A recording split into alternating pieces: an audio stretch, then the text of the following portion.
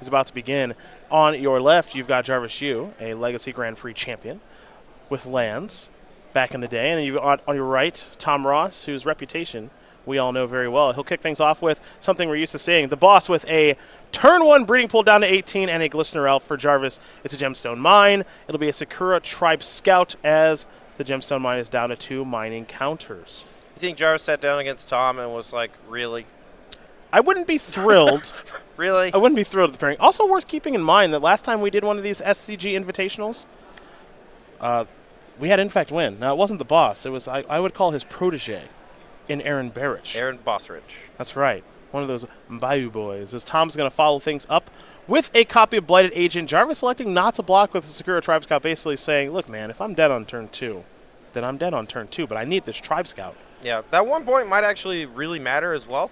Tom now can win external with just 2 4-point pump spells. Yep. And a lot of times 9 is really easy to get for the modern version of Infect, 10 a little more difficult. Jarvis going to play a Gruul Turf, picking up the Gemstone Mine and simply pass the turn back. Now, if Jarvis gets to continue to play, we'll see some Sakura Tribe Scout activations, all that good stuff, as Tom is going to come in here with 2 Infect creatures. I'm curious to see if Jarvis will block or not. Like you mentioned, Todd, it's not hard for Tom to be able to kill his opponent in a spot like this with just 2+4s. Yeah, I mean, it could be and even with a 3rd mana, it can be Vines of the Vastwood kicked as well as one of them. It could also just be a combination of Vines of the Vastwood, Blossoming Defense plus Mutagenic Growth. So there's a lot of avenues to victory here for the boss. As he's separating some mana here, I have a Vines of the Vastwood. And I have another, actually I have a +2 here in Blossoming Defense, and I have a Mutagenic Growth. So there you go.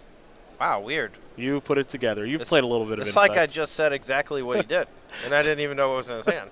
Tom Ross is going to very quickly win game number 1 here over Jarvis Yu. In fact, very quickly up a game Nick over Miller. Amulet Titan. Well, Nick, who you got on backup, man? No, hey, we got a backup match. I talked to Nick before this round. We got to trust me. We got a backup match coming soon. Oh, we're gonna I feel so bad for Jarvis. This is a tough round 1 pairing here for Jarvis, unfortunately. But this was this interesting because Jarvis has some good cards in his sideboard, right? He's got 3 Abrade, 3 Spell Pierce, 2 Engineered Explosives, 2 Tormouth Crypts, 5 1-ofs in Academy Ruins, Rurik Thar the Unbowed, Raminap Excavator, Reclamation Sage, and Hornet Queen. So he's got some things to bring to the table, but he's got to have one of those amulet starts. That's the key here, I think. Yeah, I mean, he's going to be on the play for game 2. He needs to have an explosive draw, probably featuring Amulet, but also, one of his more explosive creatures. That game, he did have a Sakura Tribe Scout, but just a little too slow. In fact, it's very good at killing on turn 3 with a Goldfish draw. If the opponent has no interaction, it's just going to kill you on turn 3 the majority of the time. Yeah, so, Jarvis needs these Abrades. I would bring in the Spell Pierces. Engineered Explosives is probably still fine, too, right? Like, I think there's at least 8 cards he probably wants to bring in. Yeah, those 8 do seem okay. I've never been a huge fan of Spell Pierce against the Infect deck, mostly because trying to counterspell their pump spells is not really where you want to be. Most of the time, you just want to try to put an emphasis on killing their actual Infect creatures or putting up a big roadblock to those Infect creatures. They have so many of the +4s and things like that a single Spell Pierce is rarely going to do anything other than buy you like a turn sometimes. Fair enough. Well, it might be the only thing he might need is a turn, though. I mean, that is true. That is true. Yeah. Because his deck is pretty explosive with the right draw. So we'll see how Jarvis selects the sideboards. We go to Tom's side. Very quickly up a game as the boss. He's got 2 Ceremonious Rejection, 2 Nissa, Voices Zendikar, 2 Twisted Image. And here come the 1-ofs for Tom. We know he loves a 1-of. Shaper, Sanctuary, Wild Defiance, Nature's Claim, Dissenter's Deliverance, Viridian Corruptor, Relic of Progenitus, Grafdigger's Cage, Spell Skite, and Spell Pierce. You've played some Infect in your day. What do you like here in what is already a pretty good matchup? I just want to point out that there is a lot to be said about playing a bunch of 1-ofs in your sideboard that do roughly the same thing or similar things, but just have slight variations. Like you see Tom Ross has 1 Nature's Claim, 1 Dissenter's Deliverance. That's because in some matchups you want something like a Disenchant, but there are times where you want to be able to cycle it. Then again, Nature's Claim, you have like that backup additional way to interact with artifacts and enchantments that sometimes you need in other matchups. So you'll see a lot of times some of the better deck builders will have cards that are similar on paper, but they can come in against different matchups, especially when you don't want to overload on a certain type of effect.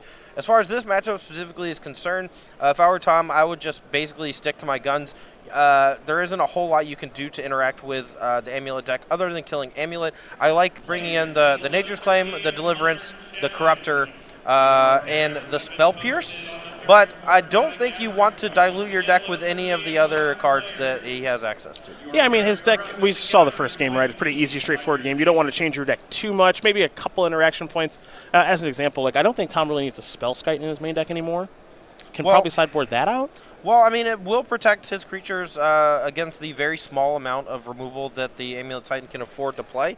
If he plays a Spell Scout on turn 2, that will protect one of his creatures from an Abrade or something maybe like Dismember that sometimes Amulet Titan is known to have.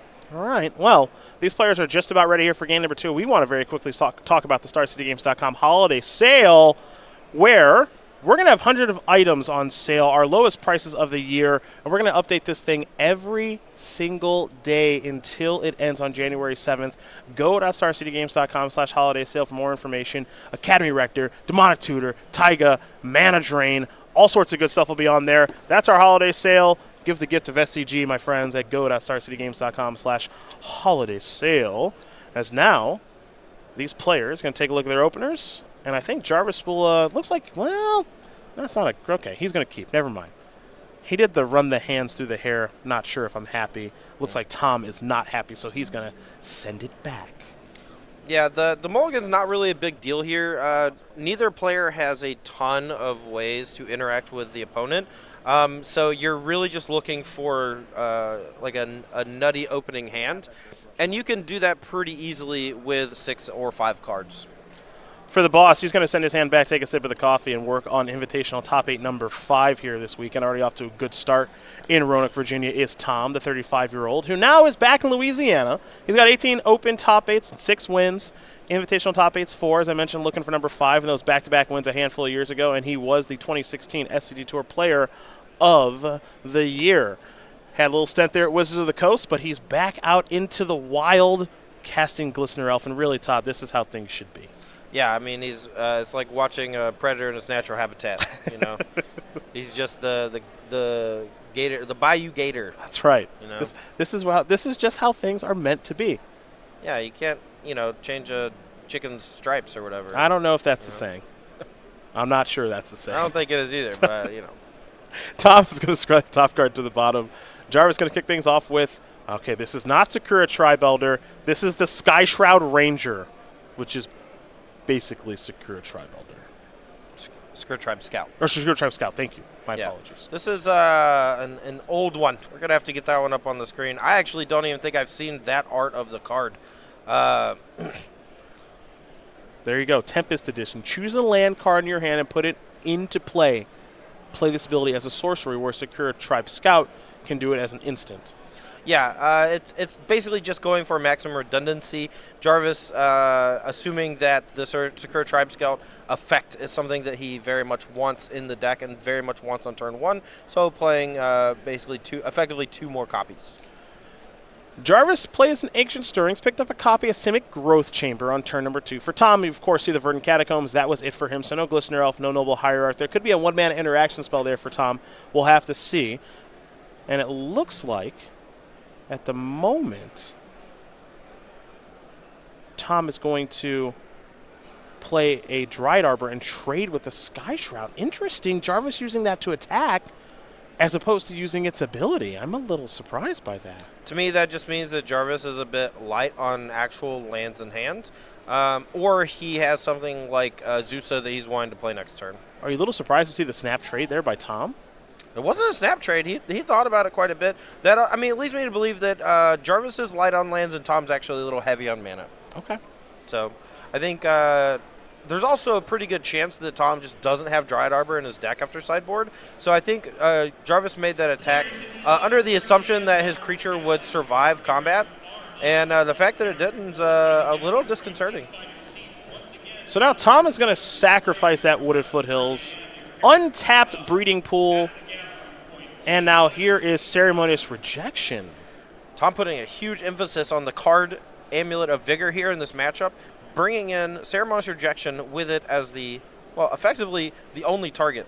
It does, I guess Jarvis does technically have access to Walking Ballista, so there is some other use of Ceremonious Rejection, but it is pretty light. This will be a Glistener Elf here for Tom. He'll follow things up with an Inkmoth Nexus and pass the turn back over to Jarvis. Speaking of Walking Ballista, Jarvis does have a copy of that in his hand and just drew a copy of Sakura Tribe Scout. A 2/2 Walking Ballista here from Jarvis will go a long way in keeping him from dying over the next few turns. Well, here is that 2/2 Walking Ballista. Now, I was going to ask this question, but Jarvis already answered it for me. You fire off there with the Ballista right away to kill the Glistener Elf, yeah? Yeah, I think there are instances where you can get punished significantly by waiting with things that do damage in the Infect matchups, specifically Mutagenic Growth being free, and also just dealing more actual damage in combat is fairly problematic. Smart play there from Jarvis, of course. Going to let the Infect damage come through. If you try to interact with Infect in combat, generally results pretty poorly. So, Jarvis says, I'll take my 1 Infect. At the end of turn, use my Walking Ballista. If you want to use a pump spell now, I don't really care. And the Inkmoth Nexus, it died. So now we head back over to Jarvis. That was actually an interesting turn from both sides. Tom, light on lands, chooses to sacrifice, basically, his Inkmoth Nexus, putting it up for grabs against the Walking Ballista with no way to protect it. And Jarvis actually kind of taking the bait in that regard. And you know, he could have just spent the next few turns just spending 4 mana to put counters on the Walking Ballista and continually check most, if not all, of the threats that Tom would play against him. We got a Cavern of Souls out here that named Warrior. Now it's tapping for mana. Gruul Turf's going to come down, pick up that Cavern. And, of course, one of the things this deck does so well is it's allowed to play multiple lands in a turn. So naming something with a Cavern is very temporary in this deck. And the Warrior that is being named and about to be played, I think, is going to be Rurik Thar the Unbowed. However, I think Jarvis might be thinking it's prime time. Yeah, I think both these cards are effectively the same, but Prime Time actually just closes the game more quickly, and there's a chance that Jarvis can actually just play both on the same turn. Yep. So he's going to get the Boros Garrison, both come in untapped, giving the Primeval Titan haste. He's going to find some more lands, and then he's going to follow it up with the Rurik Thar.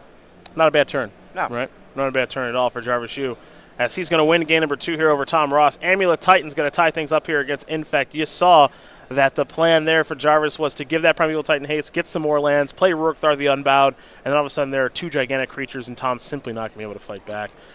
Yeah, I mean, I think that was a case of Tom took a mulligan. His hand wasn't particularly good.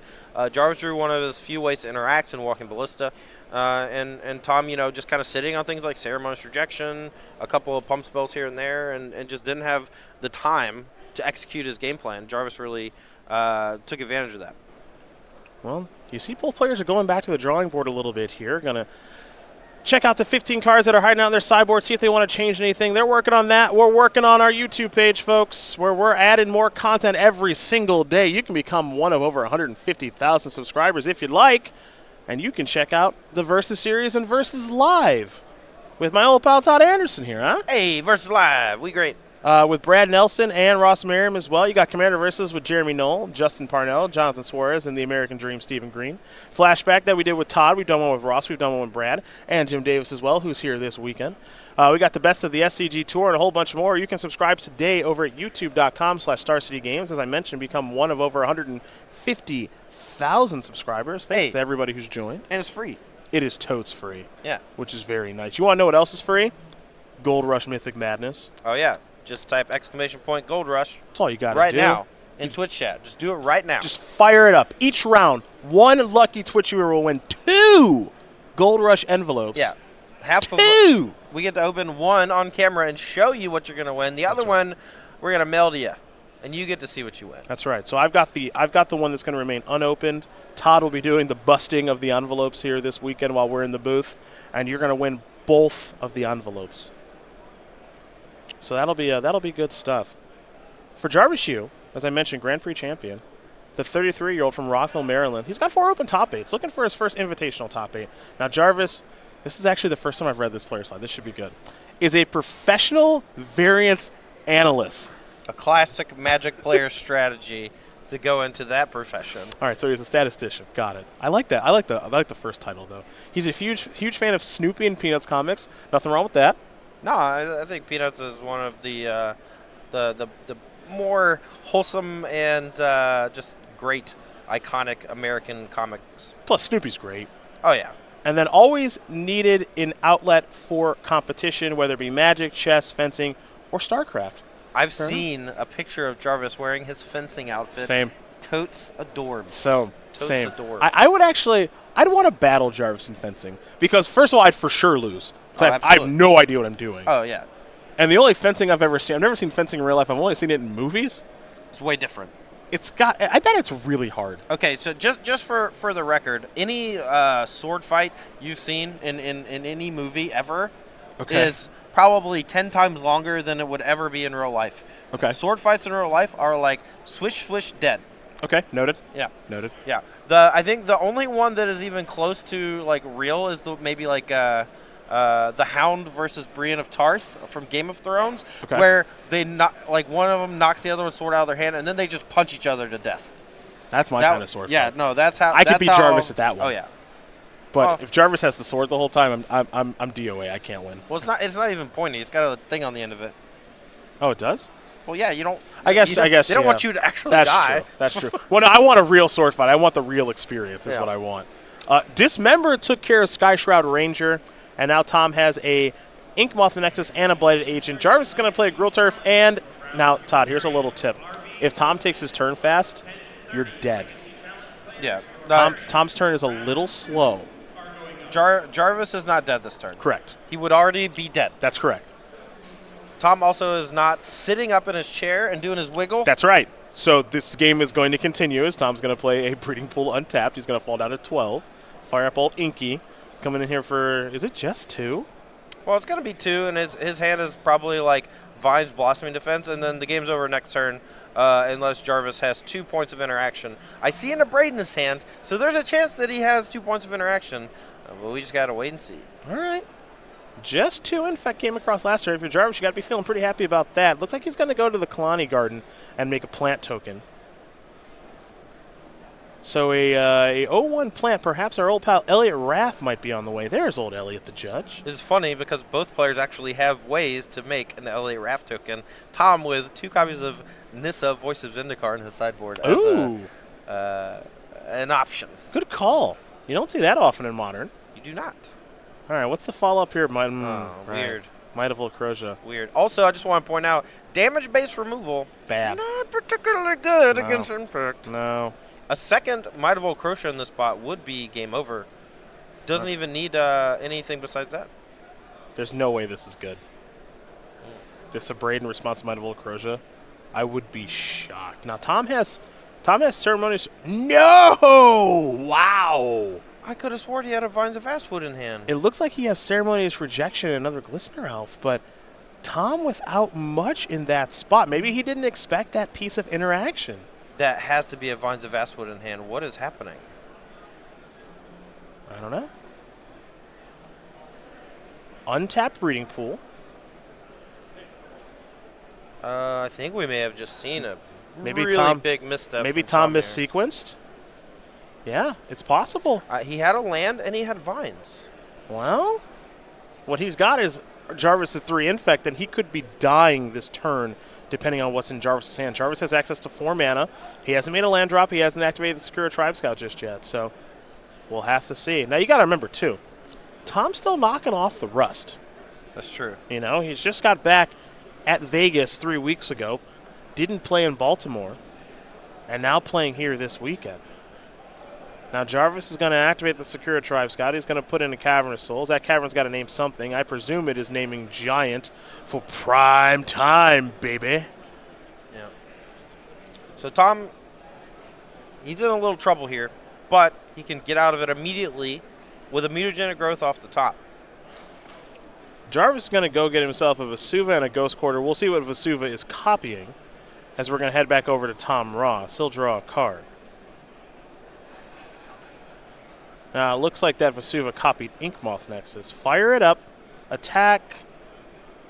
There is a Vines there. There's a Mutagenic Growth. He drew it! There it is. Mutagenic, Vines. That's in! We are donezo, I believe. That's 4, 5, 6, 7. Game over. The boss, T. Ross, going to win this game of Matcher over Jarvis Yu. Infect taking care of old Amulet Titan, mutagenic.